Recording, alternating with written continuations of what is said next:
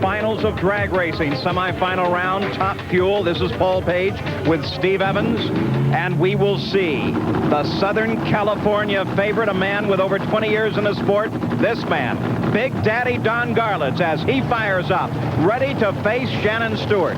And Paul, when Big Daddy decided to re-enter the sport on a serious basis, he took this car right off the museum floor in Ocala, Florida. It's a 4-year-old machine, the chassis designed by Garlits himself. I had the pleasure of witnessing his triumph at the U.S. Nationals, and when he unloaded with a brand new engine and lots of fresh parts and pieces, courtesy of Art Malone, everybody said, well, that's fine. But the fuel system is the speed secret, and it'll take him at least a year to figure that out. He unloaded at 261 miles an hour, and the handwriting was on the wall.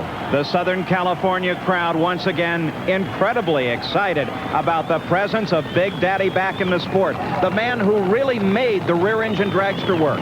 Indeed he did, Paul. After the accident that removed part of his foot at the old Lions drag strip, Garlits in 1971 debuted the rear-engine dragster and won right on this very quarter mile. So Big Daddy Don Garlits, 23 national wins to his record. He would like to etch another one yet into the record books. At age 52, the oldest man who is consistently winning in motorsports. And by contrast, his competition is a hungry young rookie named Shannon Stuart, who we saw involved in that giant wheel stand in qualifying. I asked him about racing Don Garlits. Yeah, it was quite an experience. I went and watched him race a lot of times when I was real young, and I didn't think I'd ever be racing beside him in a top field car. I know he is well aware of you, called you a fast rising star in this sport. Nice words to hear from a legend. Yeah, Don seems to be a real good guy. He's been helping us out, being pit next to him here, and we had a little problem this morning. He ran right over and gave us a hand with it. Is that right? So there's no friendship when those staging lights come on. That's all forgotten. No, it's all for real then. So Stuart simply has to face up to and beat the legend, Big Daddy, as he brings his machine up to stage, snaps the visor down, doesn't even look over at his competitor.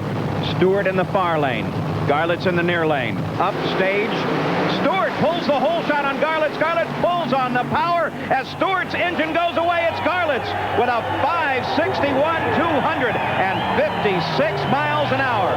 Stuart loses the engine. Garlits goes into the final round. Now, he will face the winner of this match, Larry Minor and Gary Beck, team machines.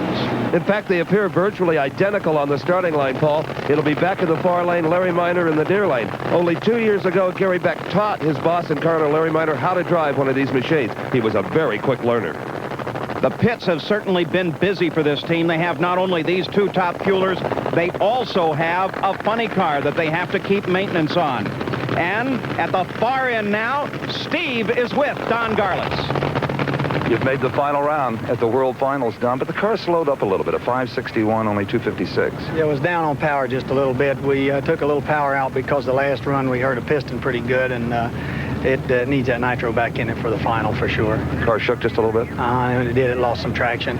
But the track seems to be holding up marvelously. Track is real good. Okay, well, let's go back to the starting line and see who Big Daddy's opponent is going to be in that final round.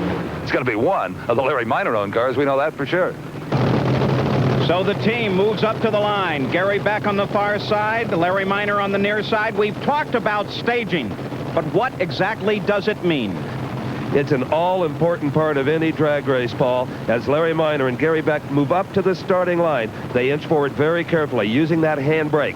Atop the Christmas tree, the pre-stage lights, one for each driver. All they do is tell the driver he's in starting proximity. The second yellow lights are the staging light. That means you're right on the starting line. The bottom yellow light, 4/10 of a second later, the green. And they launch as it's Minor out in front, but Beck is on the charge. It's Beck as Minor goes away just at the line. Beck with a 560, 251 miles an hour. But what an incredible drive by Beck. Great composure by the two-time world champion in the far lane. The car comes out, it's hooked up, everything's fine. Suddenly you'll notice a little bit of smoke. Gary Beck gets off of that throttle. Had he stayed on it, the tires would have just blazed. He'd have lost for sure. Now he's back on the throttle hard and drives around Larry Minor. Beck shows what a heads-up racer he is as he feels the tire shake, comes out and then nails it, comes across the line. Well, Gary Beck arrives down here with an obviously wounded race car. Anytime there's oil pouring out of one of these machines like this, it generally means that a connecting rod has been kicked to the pan or the side of the block. which is quite difficult to repair and generally indicates that an engine change will have to be made. So Gary Beck, his enthusiasm over beating the boss Larry Minor is certainly be tempered by this. Gary, we got a serious problem here. Yeah, Steve, I guess it broke a rod. Must have happened right. I didn't feel it. Must have happened right down the lights. One of the engines, and I couldn't tell which car, sounded real funny down towards the finish line, like it was being turned on and shut off again. I couldn't really tell. It was just going down through there, and I was just trying. Mine moved around quite a bit, so I was pretty busy trying to get mine set up for the finish line. One thing we know for sure, that there's plenty of spare motors over there, but is there one that'll run this good? Well, all the motors in the Light All-Star team are all the same. Funny car and Larry's car and my car, all exactly the same. All we do is have to change the pan on the funny car for the ground clearance. So, yeah, there's another one back there.